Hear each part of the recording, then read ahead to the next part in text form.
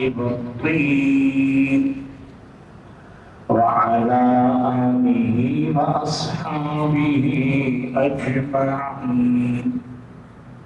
فأعوذ بالله من الشيطان الرجيم. بسم الله الرحمن الرحيم.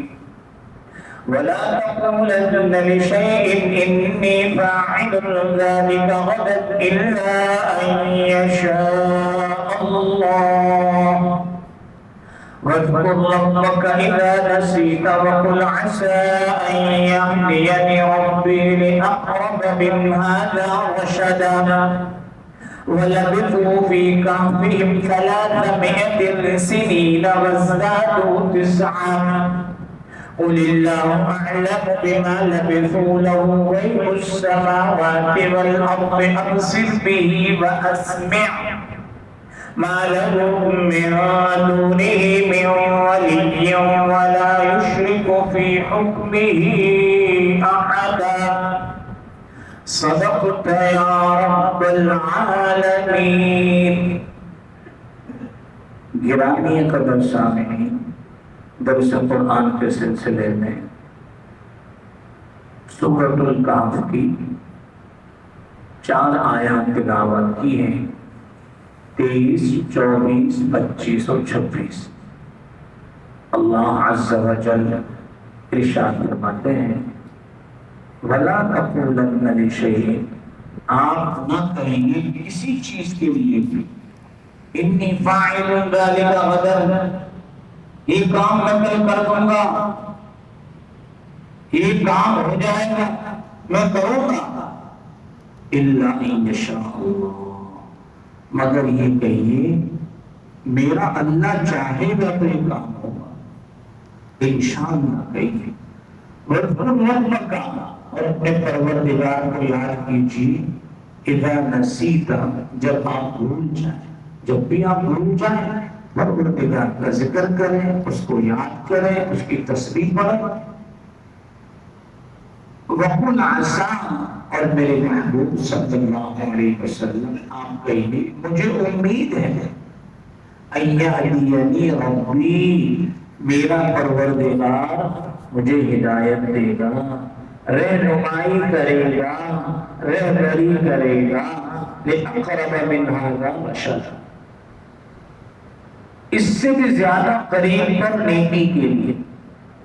آیت نمبر 24 وَلَبِثُوا فِي كَهْفِهِمْ، اور ٹھہرے اصحاب کہف اپنے غار میں 300 سنین، 300 سال، وَازْدَادُوا 9، اور انہوں نے زیادہ کر دیے 9 سال۔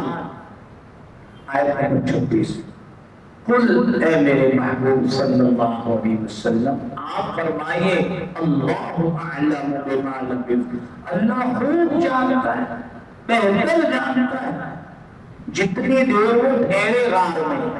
لہو غیب السماوات والارض، آسمانوں کا غیب کس کے لیے؟ اللہ کے۔ زمین کا غیب کس کے لیے؟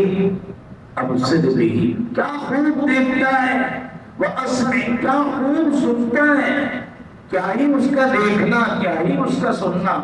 مَا لَهُم مِّن دُونِهِ مِن وَلِيٍّ، ان لوگوں کے لیے اللہ کے سوا کوئی کارساز نہیں ہے، کوئی وکیل نہیں ہے، کوئی بگڑی بنانے والا نہیں ہے، کوئی کشتی پار لگانے والا نہیں ہے۔ وَلَا يُشْرِكُ فِي حُكْمِهِ أَحَدًا، اور وہ کسی کو اپنے فیصلے میں شریک نہیں کرتا، اس کو کسی ہیلپر کی، معاون کی، ممد کی، مددگار کی ضرورت نہیں ہے، تنہا سب کچھ کرتا ہے۔ یہ آیات مبارکہ کا ترجمہ تھا۔ گزشتہ کئی دروس سے تفصیل سے اصحاب کہف کا واقعہ ہمارے سامنے گزر چکا ہے۔ آج بھی اس کا ایک حصہ اللہ رب العزت نے بیان فرمایا ہے کہ وہ کتنی میعاد تک ٹھہرے، اور بیچ میں ایک نصیحت فرمائی۔ نصیحت یہ ہے ہر مسلمان کو کہ وہ ہر کام میں ہر بات میں اللہ کو بیچ میں رکھیں. کس کو رکھیں؟ اللہ کو بیچ میں. اللہ کو بھول کر کوئی پرومس نہ کرے, اللہ کو یاد بھول کر کوئی وعدہ نہ کرے, اللہ کو بھول کر کوئی پروگرام نہ کرے, کوئی بھی پلاننگ کرے تو بیچ میں کس کو رکھیں؟ میں کر دوں گا, کل ہو جائے گا, پرومس ڈن, بالکل اوکے. اور تجھے خدا روکے پھر یہ اوکے کہاں جائے گا, یہ ڈن کہاں جائے گا, یہ پرومس کہاں جائے گا؟ یہ غیروں کی نقالی ہے. اوکے سب اوکے, کیا اوکے ہے بھائی؟ ابھی خدا اس کا سانس روکے پھر سب ختم ہو جائے گا. تو انشاءاللہ کہنے کی عادت بنانی چاہیے. کیا کہنے کی؟ انشاءاللہ کہنے. یعنی اگر اللہ چاہے, یہ اس کا ترجمہ.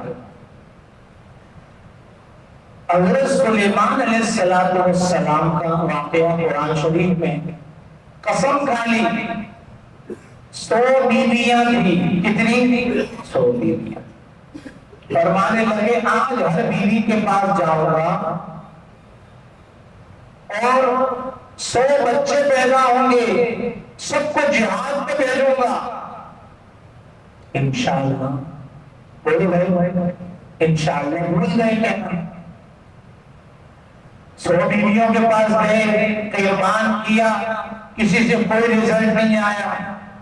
وَأَلْقَيْنَا عَلَىٰ كُرْسِيِّهِ جَسَدًا ثُمَّ أَنَابَ. سورہ صاد کی آیت نمبر 34 میں اللہ فرماتے ہیں ان کے تخت پر, ان کی کرسی پر ہم نے ایک فالج زدہ بچہ پھینک دیا, ڈال دیا. ایک بچہ پیدا ہوا, اس کو بھی کیا تھا؟ فالج تھا. اب فالج والا بچہ جا سکتا ہے؟ جا نہیں جا سکتا. آپ صلی اللہ علیہ وسلم نے اس آیت کی تفسیر میں فرمایا میرا بھائی سلیمان علیہ السلام اگر انشاءاللہ کہہ دیتا تو 100 بیویوں سے 100 بچے بھی پیدا ہوتے اور 100 مجاہدین جہاد میں چلے جاتے. لیکن وہ انشاءاللہ کہنا بھول گئے. اسی طرح معالم العرفان کی دروس القرآن میں لکھا ہے کہ اگر کوئی آدمی قسم کھا لے, جیسے کل سنڈے ہے, کل دوپہر کا لنچ میری طرف سے قسم کھا لے, انشاءاللہ کہہ دینا, کوئی وجہ ہو گئی وہ لنچ نہیں کروا سکا, اس کا انتظام نہیں کر سکا, گھر میں کوئی پریشانی آ گئی, اب اسے قسم کھا لی, انشاءاللہ کہنے کی وجہ سے وہ حانف نہیں ہوگا, ماخوذ نہیں ہوگا, مجرم نہیں ہوگا, اس پر کفارہ نہیں ہے. اور اس نے کہا ڈن ہے بھائی, کل کا لنچ میری طرف سے قسم کھا کے بول دی, اللہ کی قسم کہہ کے, انشاءاللہ نہیں کہا, اور لنچ کا ٹائم چلا گیا, ڈنر کا آ گیا, کوئی انتظام نہیں کر سکا. اب وہ حانف ہوا, ماخوذ ہوا, مجرم ہوا, اور اس کو کفارہ دینا پڑے گا. انشاءاللہ کہنے میں آدمی کی اپنی بچت, اپنی سہولت. سوال یہ ہے کہ انشاءاللہ کب تک کرے گا؟ پھر نماز کا دروازہ دستک دی ہم نے, فقیہ صاحب, مجتہد صاحب بتائیے. تو سب سے پہلے عبداللہ بن عباس رضی اللہ تعالیٰ عنہ, اسی طریقے سے ابو العالیہ, وہ فرماتے ہیں 1 سال کے بعد بھی انشاءاللہ کہے تو وہ اس کے ساتھ ٹچنگ میں آ جائے گا, وہ اس کے ساتھ منسلک ہوگا. ایک قول ہو گیا. حسن بصری رحمۃ اللہ علیہ فرماتے ہیں, اور امام طاؤس وہ کہتے نہیں, مجلس کے اندر بھی انشاءاللہ کہے گا تو وہ ٹچنگ میں آئے گا, وہ منسلک ہوگا, وہ شمار ہوگا. مجلس سے اٹھ گئے تو اب وہ شمار نہیں ہوگا. ہم نے کہا ہم حنفی ہیں, امام ابو حنیفہ رحمۃ اللہ علیہ سے پوچھتے ہیں, ابراہیم نخعی سے پوچھتے ہیں, امام شعبی سے پوچھتے ہیں. انہوں نے فرمایا نہ 1 سال کے بعد انشاءاللہ کا اعتبار ہوگا, نہ مجلس کے اختتام تک اعتبار ہوگا, بلکہ جو گفتگو کر رہا ہے وہ متصلن انشاءاللہ کہے گا تو شمار ہوگا، بیچ میں بریک لے لیا، کوئی اور باتیں کر دی، پھر انشاءاللہ کہا تو وہ انشاءاللہ کا اعتبار نہیں ہوگا۔ یہ مسئلہ آپ کا کوفہ میں چلا، بہت مشہور ہوا، اور ہر آدمی کے آپ کو پتہ ہے دشمن زیادہ ہوتے ہیں، سجن کوئی تو دشمن ہر کوئی، آپ نے لکھا ہوا دیکھا ہوگا کہ دشمن تو زیادہ ہوتے ہیں لیکن سجن دوست کوئی ہوتا ہے۔ تو ایک حاسد نے خلیفہ منصور سے شکایت کر دی، کمپلین کر دی۔ آپ کو پتہ ہے یہ امام ابو حنیفہ جو نعمان بن ثابت ہے، یہ آپ کے دادا ہیں جد امجد، اس کے خلاف فتویٰ دیتے ہیں۔ اچھا، میرے دادا کے خلاف اور میں امیر المومنین بادشاہ سے کرتا، اس کے سامنے کب لا کے رہا ہوا، اس کو لے کر ان کو لے کر آیا کہ میں نے سنا ہے آپ میرے جد امجد کے خلاف فتویٰ دیتے ہیں کہ انشاءاللہ اگر کوئی 1 سال کے بعد کہے تو اس کا اعتبار نہیں ہوگا۔ حضرت نے فرمایا ہاں میرا تو مسلک یہی ہے۔ اسی مجلس میں بلکہ اسی گفتگو میں ہی کہے گا تو اعتبار ہوگا، اگر گفتگو ختم ہو گئی کوئی اور بات شروع ہو گئی پھر بھی اعتبار نہیں ہوگا۔ سال تو بہت دور کی بات، کہ تم اتنے بڑے آدمی ہو کر مخالفت کر رہے ہو، کہ حضرت یہ مسئلہ تو آپ کے ہی فائدے کے لیے، کہ وہ کیسے؟ کہ جب لوگ آپ کے پاس آتے ہیں تو آپ کے ہاتھ پر بیعت کرتے ہیں، کہاں تو کیا کہتے ہیں؟ بغاوت نہیں کریں گے، آپ کی فرما برداری کریں گے، آپ کا حکم مانیں گے۔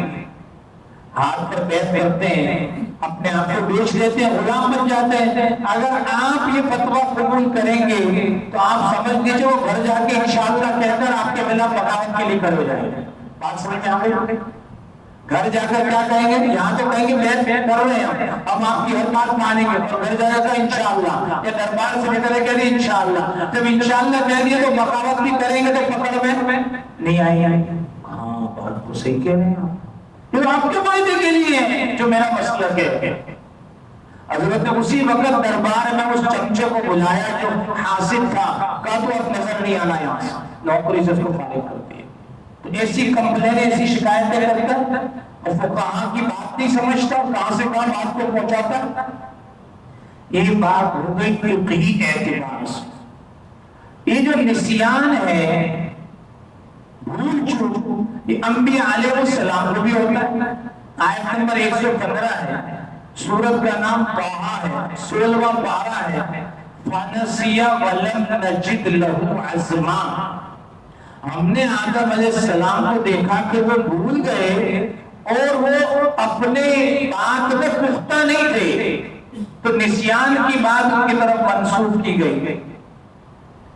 حضرت موسیٰ علیہ السلام کا کمٹمنٹ ہو رہا تھا خضر علیہ السلام سے کہ سوال کوئی نہیں کرنا، آپ میرے شاگرد بن جائیں، مدرسہ ہمارا کو چلتا پھرتا، تو ٹھیک ہے۔ انہوں نے بیچ میں بات کر دی کہ آپ نے اخرجتھا لتغرق اہلھا لقد جئت شیئا امرا، ایک آدمی نے ایک سو آپ کا اکرام کیا، آپ کی رسپیکٹ کی، آپ کو رسپانس دیا، کرایہ نہیں لیا، آپ نے اس کی کشتی میں سوراخ کر دیا۔ یہ تو آپ نے برا کام کیا نا، امرا بری بات ہے۔ تو خضر علیہ السلام نے فرمایا دیکھو آپ سے کمٹمنٹ ہوا تھا کہ آپ بیچ میں کوئی سوال نہیں کریں گے، تو آپ نے فرمایا لا تؤاخذنی بما نسیت، میں بھول گیا ہوں، آپ میری پکڑ نہیں کرو، بھول چک تو معاف ہو جاتی ہے، آئندہ خیال کرو۔ چلو ٹھیک ہے، آئندہ چلو، باقی واقعہ تفصیلاً اسی صورت میں آگے آئے گا انشاءاللہ۔ آپ صلی اللہ علیہ وسلم نے ایک دفعہ ظہر کی نماز پڑھائی، صحاح ستہ کی روایت، سلام پھر دیا 2 رکعت پر، کتنی رکعت پر؟ 2 رکعت۔ اب حضرت ابو بکر صدیق رضی اللہ تعالیٰ عنہ بھی موجود ہے، حضرت عمر فاروق رضی اللہ تعالیٰ عنہ بھی موجود ہے، لیکن ہے کہ اتنی کوئی کچھ بول نہیں سکتا۔ پھر آپ تھوڑا پیدل چلے اور ایک ستون کے ساتھ آپ نے ٹیک لگایا، تو ایک صحابی تھے، ان کا نام تھا خرباق، کیا نام تھا؟ خرباق، جیسے مشہوری میں ان کا نام تھا ذوالیدین، جیسے آپ لقب سے مشہور ذوالیدین، اس لیے کہہ لو ہر ایک کا بوجھ اٹھا لیتے تھے، سامان اٹھا لیتے تھے، ایک تو بڑے لمبے آدمی سب کا کام کرتے تھے، یعنی لوگوں کی مدد کرتے تھے۔ ذوالشمالین اس کا نام آیا ہے۔ انہوں نے کہا اب اصیرت الصلاۃ ام نسیت یا رسول اللہ، اے اللہ کے رسول صلی اللہ علیہ وسلم، نماز 4 کے بجائے بھول رہی ہے ظہر کی، یا بھول گئے؟ آپ نے باقی نمازیوں سے پوچھا یہ ٹھیک کہہ رہے ہیں؟ کہا ہاں یہ صحیح کہہ رہے ہیں، آپ نے 2 پڑھائی ہے، میں نے 4 نہیں پڑھائی۔ عرض کیا گیا کہ نہیں آپ نے 2 پڑھائی ہے۔ آپ کھڑے ہوئے، پیدل چلے، مصلی پر گئے، صفیں بنوائی، 2 رکعت مزید پڑھوائی اور سجدہ سہو کر لیا، کتنی ہو گئی؟ 4۔ سوال یہ ہے کہ چلنے سے تو نماز ختم ہو جاتی، بات کرنے سے بھی نماز ختم ہو جاتی، تو جواب یہ ہے کہ یہ ابتدائی اسلام کا زمانہ تھا۔ جیسے چھوٹے چھوٹے بچے نہیں ہوتے، ان کو A B C D E F G H I ایک گھر میں پڑھاتے ہیں، بس قاری صاحب پڑھاتے ہیں الف با تا، وہ بچہ خوش ہو جائے گا روز پڑھائی کر لی، تو ابتدا میں آسانی ہوتی ہے۔ ابتدا میں بات کرنا بھی جائز تھا، کوئی السلام علیکم کہتا نا تو ہم نماز میں کہتے وعلیکم السلام، پھر پوچھتے کتنی رکعتیں ہو گئی؟ 2 ہو گئی، تو جیسے بچے نہیں پہلے 2 رکعتیں پوری کرتے تو ایسے 2 رکعتیں پہلے پڑھ لیتے، پھر امام کے ساتھ شریک ہو جاتے۔ لیکن بعد میں یہ ساری چیزیں منع، ٹھیک آتی تو الحمدللہ وہ کہتا نماز میں ساتھ میں یرحمک اللہ کہتا، لیکن یہ ساری چیزیں منع ہو گئی اور فرمایا کہ اب نماز میں بات چیت کرنے کی اجازت نہیں ہے۔ قوموا للہ قانتین، اے ساکتین، نماز کے لیے تو ساکت بن جاؤ۔ فرمایا صحابی جب نماز پڑھتے تھے تو ایسی نماز پڑھتے تھے جیسے لکڑی گاڑی گئی۔ ماشاءاللہ کیڑی نماز!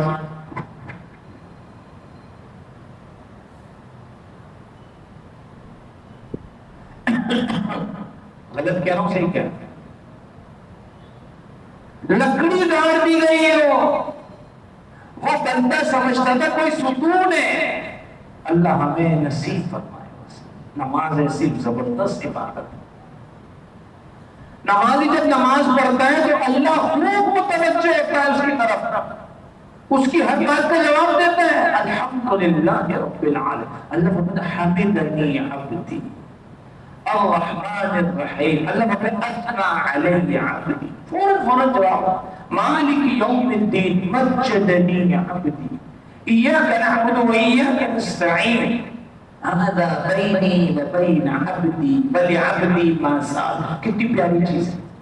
لیکن وہ نماز کہ جس میں آدمی کوئی اور ایکٹنگ، کوئی ایسی حرکت نہ کرے، اگر کھانسنا شروع کر دیا، کوئی اور کام دھندے میں لگ گیا، یا کجلی کر لی، یا ناک صاف کر رہے، داڑھی سے کھیل رہا ہے، کپڑوں سے کھیل رہا ہے، تو آپ سمجھ لیجئے کہ اس کی نماز کیا ہو گئی؟ خراب ہو گئی۔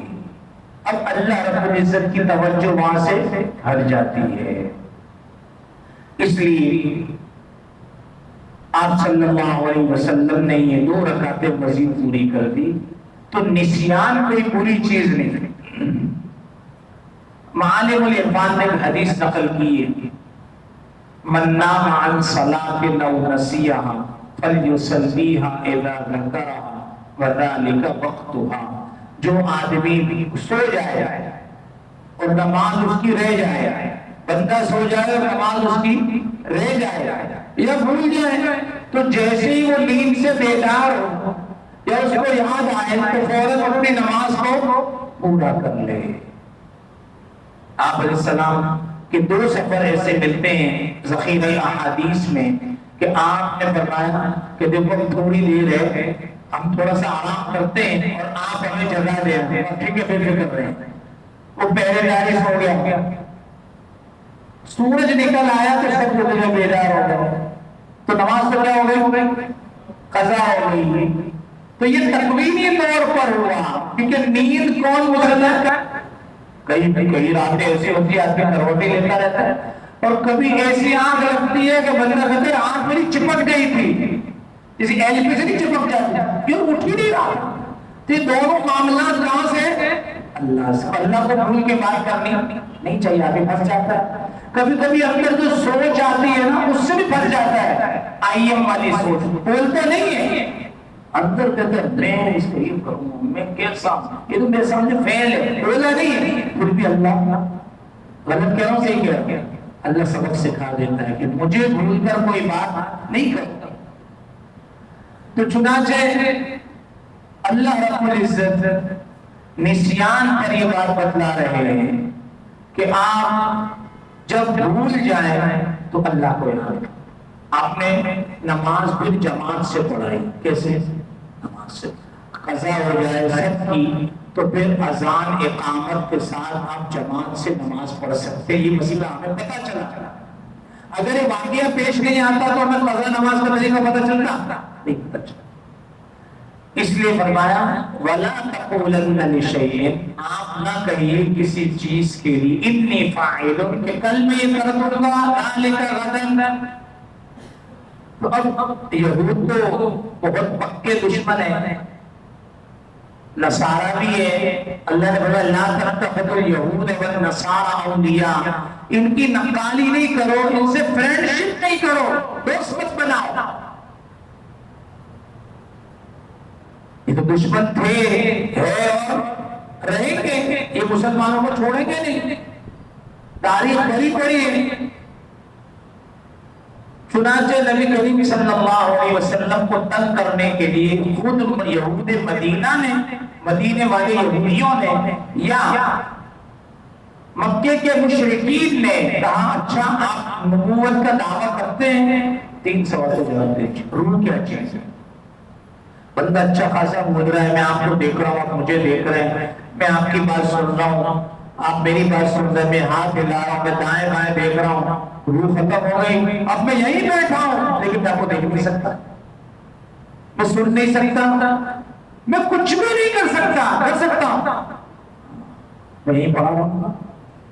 کیا چیز ہے؟ روح ہوا ہے، جسم ہے، اس پہ تفصیلی کئی درس گزر چکے ہیں۔ دوسرا سوال اصحاب کہف کا، جس کا واقعہ کئی دروس سے چل رہا ہے، اور تیسرا واقعہ ذوالقرنین کا، جس کا انشاءاللہ آگے آئے گا۔ تو آپ علیہ السلام نے فرمایا کہ میں کل بتا دوں گا، وہی تو آتی رہتی ہے، چھوٹی چھوٹی باتوں پر آتی ہے، تو یہ تو بڑی مسئلے ہیں، تو جلدی آ جائے گا۔ تو آپ نے کیا کہا؟ کل بتا دوں۔ کل ایک آدمی آ کے کھڑا ہو گیا، جواب کبھی نہیں آیا۔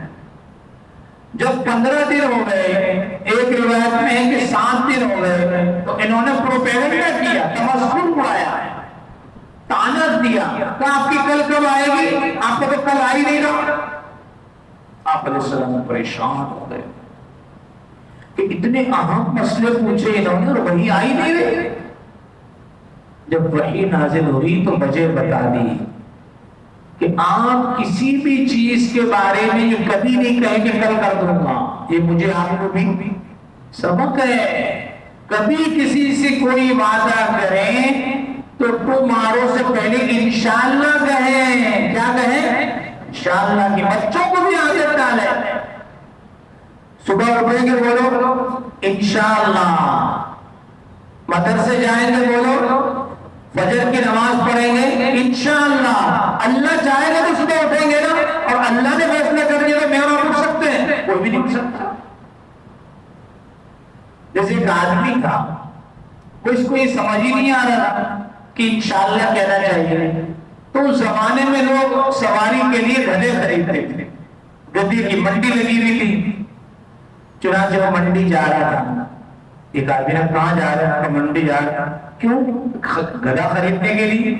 اچھا تو گدھا خرید کے لاؤں، کہ انشاءاللہ کہہ دو، کہ پیسے میری جیب میں ہیں، گدھا منڈی میں، انشاءاللہ کی کیا ضرورت؟ اس نے کہا بھائی انشاءاللہ کہہ دے، فائدے میں رہے گا۔ نہیں مانا، منڈی چلا گیا، کافی دیر تک گدھا بنا کرتا رہا، تھا بھی گدھا تو گدھے جیسی حرکتیں کرتا رہا، جب ایک آدمی سے لمبی بحث ہوئی، بھاؤ ہو گیا، تو اس سے کہنے لگا کہ لاؤ دے دو بیٹا، اس کا لاؤ پیسے، جب پیسے ہاتھ ڈالا تو ہاتھ ہی باہر نکل آیا، جیب کاٹ لی تھی، بہت اس آدمی نے اس کو بے عزت کیا، اتنی بحث کی اور اب بحث کر گھر سے کاٹ کے لایا، خیر وہاں سے رسوا ہو کے نکلا، وہ بندہ پھر مل گیا اس کو، کہاں گیا تھا؟ کہ میں منڈی گیا تھا انشاءاللہ، وہاں گھومتا رہا انشاءاللہ، بھاؤ ہوتا رہا انشاءاللہ، جیب کٹ گئے انشاءاللہ، ذلیل ہو کے واپس آیا انشاءاللہ۔ اس نے کہا اتنی دفعہ انشاءاللہ سے بہتر تھا ایک ہی دفعہ کیا کہنے گا؟ انشاءاللہ کہنا چاہیے۔ وَقُلْ عَسَىٰ أَن يَهْدِيَنِي رَبِّي لِأَقْرَبَ مِنْ هَٰذَا رَشَدًا فَتَأَخَّرَ الْوَحْيُ 15 يَوْمًا، 15 دن تک وحی نہیں آئی، پھر اس کے بعد وحی نازل ہوئی اور آپ علیہ السلام کے ذریعے امت کو بتایا کہ ہر کام میں، ہر بات میں کس کو بیچ میں رکھو۔ سورہ تکویر اما پارے میں اس کی آخری آیت میں اللہ فرماتے ہیں وَمَا تَشَاءُونَ إِلَّا أَن يَشَاءَ اللَّهُ رَبُّ الْعَالَمِينَ، تمہارا چاہنا نہیں ہے جب تک میری چاہت اس کے ساتھ نہ ہو جائے۔ انسان کچھ نہیں کر سکتا بھائی، کچھ بھی نہیں کر سکتا، نظر آتا ہے، کرنے والی ذات کون ہے؟ اللہ۔ یہ پانی جو پیتا ہے کہ گلاس اٹھانے میں بھی کس کا محتاج، اور وہ پانی منہ میں ڈالنے میں کس کا محتاج، پھر وہاں سے حلق سے نیچے تک اتارنے میں کس کا محتاج؟ تو اللہ چاہے گا تو پانی پیے گا، اللہ چاہے گا تو کھانا بننا، لقمہ اٹھاتے مطلب یہ سناتا ہے، لقمہ جو کھانے اور مزے کے لیے تھا وہی پھنس جاتا ہے، کبھی بندہ لگ گیا اور بندہ مر گیا، ہوتا ہے کہ نہیں؟ تو ہر کام میں، ہر بات میں کس کو راضی کرنا؟ اللہ کو راضی، انشاءاللہ کہنا۔ اللہ نے اس آیت میں بتایا کہ اللہ رب العزت نے جیسے آپ کو یہ واقعہ سنایا کئی سال پہلے، تو یہ آپ کی نبوت کی دلیل ہے۔ اس سے قریب تر ایک آپ کا واقعہ ہے کہ 3 دن آپ غار ثور میں رہے، وہ تلاش کرتے کرتے آپ کے سر پہ آگے کھڑے ہوئے کہ آپ کو کچھ بگاڑ سکے، حضرت ابوبکر صدیق رضی اللہ عنہ بگاڑ سکے، اور ہم آرام سے 3 دن کے بعد غار ثور سے مدینہ پہنچ گئے۔ کس نے کیا؟ اللہ نے کیا۔ تو آپ کو اللہ اسی طرح چلاتا رہے گا، قریب تر نیکی کا راستہ اللہ بتاتا رہے گا۔ آپ لوگوں سے یہ کہیے کہ اللہ رب العزت نے یہ نبوت پر دلیل دی ہے کہ میرے حکم کو اصحاب کہف کا واقعہ آپ کو پورا بتایا، ورنہ کوئی آدمی بتا نہیں سکتا تھا۔ پھر اگلی آیت میں پھر اصحاب کہف کی بات آئی کہ وہ 300 سال رہے، بس دادو اور بڑھا دیا 9 سال۔ بعض مفسرین نے اس کی تفسیر کی ہے کہ وہ رہے تو 300 سال، کتنے لوگوں نے مطالبہ کر کے 9 سال بڑھا دیے، لیکن اکثر مفسرین کہتے ہیں نہیں ایسی بات نہیں ہے میرے عزیزوں، 2 حساب چلتے دنیا میں، جیسے ذخیرۃ الجنان میں لکھا ہے، ایک شمسی ایک قمری، ایک سورج ایک چاند۔ سورج کے ذریعے ہمارا نماز کا حساب چلتا ہے اور چاند کے ذریعے روزے اور زکوٰۃ کا حساب چلتا ہے۔ جب 300 سال ہو جاتے ہیں، 300 سال، تو پھر ہر 100 سال میں 3 سال قمری بڑھ جاتے ہیں۔ قمری سال چھوٹے ہوتے ہیں، سورج والے بڑے ہوتے ہیں۔ تو جب 100 سال ہوئے تو 3 سال بڑھ رہے، پھر دوسری صدی آئی، صدی 100 سال کو کہتے ہیں، پھر دوسری صدی آئی، 100 سال ہوئے تو 3 سال اور بڑھ گئے، کتنے ہوئے؟ 3 اور 3 6۔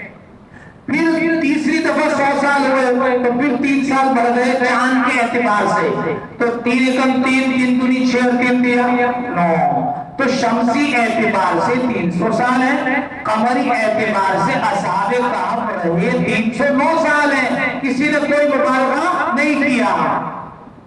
اب پتہ چلا کہ ہمیں زکوٰۃ کا حساب چاند کے حساب سے کرنا چاہیے۔ اگر ایک آدمی سورج کے حساب سے اپنی زکوٰۃ دیتا رہا، سورج کیا ہے؟ جنوری، فروری، مارچ، اپریل، مئی، جون، جولائی، سب کو یاد ہوتا ہے۔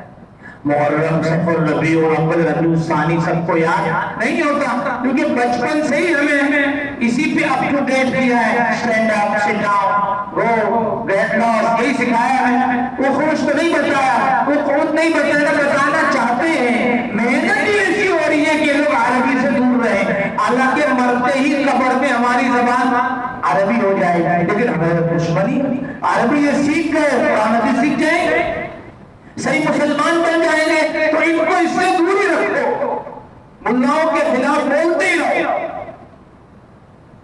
اس لیے 70 سال جس کی عمر ہو گئی اور وہ شمسی اعتبار سے، جنوری کے اعتبار سے زکات دیتا رہا، تو اس کو 2 سال کی زکات مزید دینی پڑے گی۔ کیا کہا جائے؟ 2 سال کی حساب لگایا علماء نے تفسیروں میں۔ اس لیے ہمیں چاند کے اعتبار سے اب روزہ رکھتے ہیں، روزہ افطار کرتے ہیں، اور چاند کے اعتبار سے رمضان شروع کرتے ہیں، اور سورج نظر آتا ہے تو پھر عید کرتے ہیں۔ کچھ لوگ تو بالکل چپ ہے، نہیں کیا نظر آتا ہے؟ چاند۔ یہ کبھی کبھی کوئی سوال کرنے سے دلچسپی بڑھ جاتی ہے۔ چاند کے اعتبار سے ہمارے روزے کا اور ہماری زکات کا اعتبار ہوتا ہے۔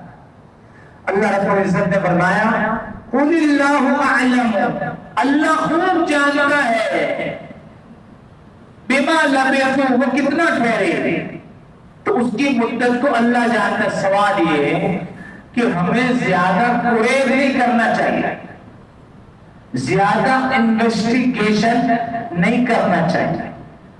جو واقعے کا مقصود ہے وہ کیا ہے؟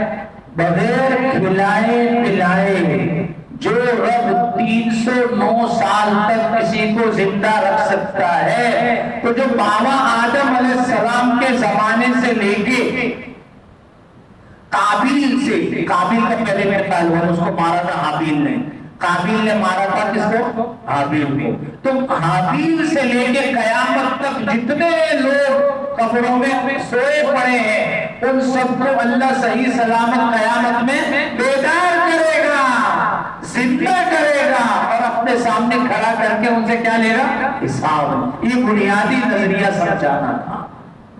100 سال تک عزیر علیہ السلام کو بغیر کھائے پیے زندہ رکھا، تلکر رسول میں یہ واقعہ موجود ہے۔ اور ٹفن میں جو کھانا تھا، ٹفن میں 100 سال تک تازہ رہا۔ سبحان اللہ، 100 سال تک وہ سڑا نہیں، خراب نہیں ہوا۔ اور جس گدھے پر آپ نے سواری کی تھی اس کی ہڈیاں رہ گئی تھی۔ اللہ تو وہ ذات ہے۔ تو ہمیں باس بادل موت کے بعد اللہ کے سامنے ہماری پیشی ہوگی، اور اللہ ہر ایک کو کھڑا کرے گا، چاہے وہ دریا میں، سمندر میں غرق ہو جائے، یا اس کو شیر کھا جائے، یا اس کو جلا کے راکھ کر دیں اور اس کی راکھ کہاں پھینک دیں؟ دریا میں بہا دیں، لیکن اللہ رب العزت قادر ہے کہ اس کو سامنے کھڑا کرے گا۔ ذرات ہواؤں کے ذریعے اللہ سب کو جمع کر دے گا، ہواؤں کے اس کے ذرات سارے جمع کر۔ اس لیے قصے کے پیچھے نہیں بھاگنا چاہیے، اپنے جو عقائد ہیں، معاملات ہیں، معاشرت ہیں، اخلاقیات ہیں اور عبادات کیا ہے؟ جو آدمی نماز نہیں پڑھ سکتا وہ دوسرے دین پر عمل نہیں کر سکتا۔ قُلِ اللَّهُ أَعْلَمُ بِمَا لَبِثُوا، آپ کہیے اللہ بہت بہتر جانتے جو وہ ٹھہرے۔ آسمان و زمین کا غیب کس کے پاس ہے؟ دیکھو غیب اس کو کہتے ہیں کہ اللہ کے سوا کسی کو اس کی خبر نہ ہو۔ اگر نبیوں تک وہ بات پہنچی ہے تو وہ وحی ہے، وہ غیب نہیں ہے۔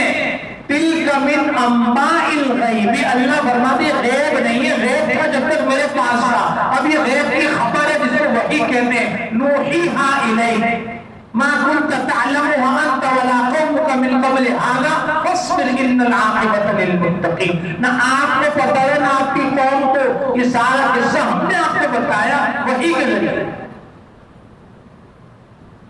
تو آسمان اور زمین کا غیب کون جانتا ہے؟ کہاں لکھا ہے؟ قرآن وَلِلَّهِ غَيْبُ السَّمَاوَاتِ وَالْأَرْضِ، آسمان اور زمین کا غیب کس کے پاس ہے؟ اللہ کے پاس، وہی جانتا ہے۔ تو غیب نہ کسی نبی کے پاس ہے، نہ کسی صحابی کے پاس ہے، نہ کسی فرشتے کے پاس ہے، نہ کسی ولی کے پاس ہے۔ اگر ہم نے کسی کو غیب جان کہا تو سمجھ لیجئے وہ مشرک ہو گیا، اس نے اپنا نقصان کیا، کسی دیوبندی کا نقصان نہیں کیا۔ آپ بھی سمجھتے ہیں دیوبندی اس وجہ سے بول رہے نہیں، اپنا نقصان کر رہے، مشرک بن کے مرے گا۔ حرم علیہ الجنہ، جنت اس پر حرام ہو جائے گی جو مشرک بن کے مرے گا۔ اب صرف ہی واسمع، اللہ کا کیا خوب دیکھنا، کیا خوب سننا۔ اللہ رب العزت کیسے دیکھتے ہیں؟ فرمایا کہ کالی چوٹی ہو، کالا پہاڑ، کالی رات ہو، رات بھی کالی، چوٹی بھی کالی، سب سے حقیر چیز ہے چوٹی، چھوٹی چیز، پہاڑ بھی کالا، جب اس پر چلتی ہے اللہ رب العزت اس کے چلنے کو دیکھتا ہے، وہ کیسے رینگتی ہے کون دیکھتا ہے؟ اللہ۔ تو جب جبریل کو دیکھے، انسان کو دیکھے، مجھے آپ کو دیکھنے کے لیے آنکھوں کی ضرورت، میرا آپ کا آمنے سامنے ہونا ضروری، اور بجلی کا بھی ہونا ضروری، روشنی کا۔ میں اور آپ درس کر رہے ہیں اپنے درس میں اور اندھیرا ہو جائے، میں آپ کو دیکھ سکتا ہوں، لوگ آمنے سامنے تو ہے، آپ مجھے دیکھ سکتے ہیں، تو روشنی بھی ضروری ہے۔ اللہ رب العزت ان آلات سے مبرہ منزہ ہے، اللہ ان سب کے بغیر دیکھتے ہیں، سبحان اللہ کے اتنا دیکھتے ہیں۔ یعلم خائنۃ الاعین، آنکھ کس زاویے سے اب گھومنے والی ہے، کیوں دیکھ رہا ہے، باتیں آپ کے ساتھ کر رہا ہے لیکن یہ کہاں کانٹا فٹ کر رہا ہے کون جانتا ہے؟ آپ کو لوگوں کو بنائے گا، دینی باتیں کر رہا ہوگا لیکن بد نظری کر رہا ہوگا، کون جانتا ہے آپ کی خیانت؟ وما تخفی الصدور، اب اندر کیا پلاننگ ہے اس کو کون دیکھ رہا ہے؟ دیکھ رہا ہے باقاعدہ۔ تو اللہ کو دیکھنے کے لیے آنکھوں کی ضرورت نہیں ہے، اور سننا کتنا ہے؟ فرمایا سامنے بولو، ظاہر میں بولو، کان میں بولو، اپنے آپ سے بولو، تیرے کان بھی نہ سنیں، لیکن اللہ فرماتے ہیں أَلَمْ تَرَ أَنَّ اللَّهَ يَعْلَمُ مَا فِي السَّمَاوَاتِ وَمَا فِي الْأَرْضِ، آسمان اور زمین میں جو کچھ ہے کون جانتا ہے؟ مَا يَكُونُ مِن نَجْوَىٰ ثَلَاثَةٍ إِلَّا هُوَ رَابِعُهُمْ وَلَا خَمْسَةٍ إِلَّا هُوَ سَادِسُهُمْ، جب تین بات کرتے ہیں چپکے چپکے، اللہ فرماتے ہیں چوتھا میں ہوں۔ جب پانچ باتیں کرتے سادسہم، سادس کہتے چھٹے کو، تو چھٹا میں ہوں، کم ہو یا زیادہ ہو، وَهُوَ مَعَكُمْ أَيْنَمَا كُنتُمْ، وہ تمہارے ساتھ ہے، اتنا سنتا ہے۔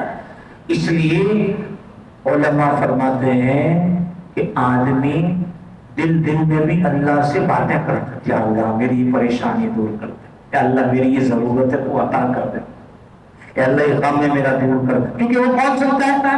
کیا اس کا سننا، کیا اس کا دیکھنا۔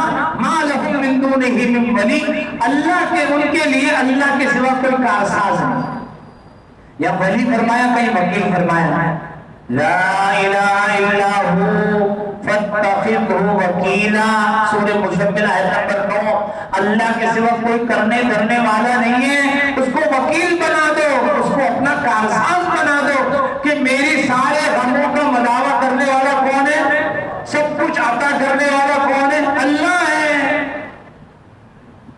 وَلَا يُشْرِكُ فِي حُكْمِهِ أَحَدًا، اور اللہ رب العزت اپنے فیصلے میں کسی کو شریک نہیں کرتا۔ رَبُّكَ يَخْلُقُ مَا يَشَاءُ وَيَخْتَارُ، تیرا رب جو چاہتا ہے وہ فیصلہ کر دیتا ہے، اس کو پورا اختیار ہے۔ أَلَا لَهُ الْخَلْقُ وَالْأَمْرُ، مخلوق کس کی، فیصلہ کس کا؟ إِنِ الْحُكْمُ إِلَّا لِلَّهِ، سورہ انعام کی آیت نمبر